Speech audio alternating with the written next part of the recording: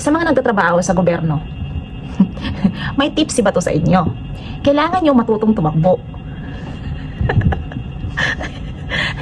Kasi napaka-high-tech na ngayon ng Pilipinas, guys. Kasi hindi mo alam yung katabi mo ay mga MBA na pala yun, mga pulis na pala yun, di ba? Kasi naka-civilian sila. Hindi daw niya alam kasi nga naka-civilian sila, kaya nung itinulak doon yung ganon. Alam, mali yung timing ni Senator Tito Soto. Dapat di ba maaga niyang nalaman na mayroon nga ang arestuhin nga si Senator Bato. Dapat maaga mo sinabi si Senator Soto, kasi kung nalaman ni Bato na arestuhin siya, siguro malamang hindi siya pupunta.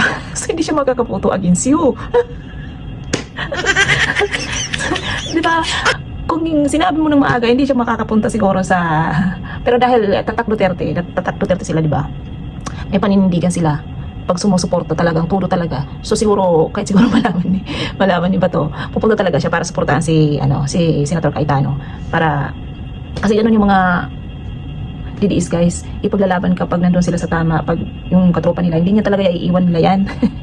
Tinanong si Ruben, sinamahan siya buong gabi. Aray ko, buong gabi sa Senado. O, di ba? Kasi magkatropa-tropa nga yan, hindi kanya sila mag-iiwanan. Pero I think siguro pag nalaman niya na ay may MBA na siguro sa Senate, siguro mag-iisip pa si Bato. So kailangan lahat ng nagtatrabaho talaga sa gobyerno alam yung tumakbo. Mag-exercise na kayo ngayon kung paano talaga tumakbo para iligtas niyo yung sarili niyo. Kasi kung si Bato, pag hindi niya alam, buti na lang talaga pulis siya noon. So alam niya talagang tumakbo. Takbo na lang. Kasi kung hindi siya tumakbo, nasa Netherlands na siya ngayon, nasa ICC na siya.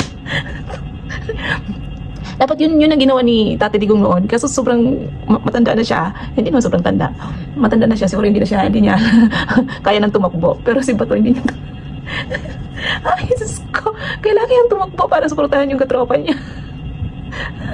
Ay, salut dito kay Senator Bato, no? Sobrang malakas niya manindigan talaga. So, talagang pag sinabi niyang pupunta talaga siya. So kaya kailangan lahat tayo ay mag-exercise na paano tumakbo.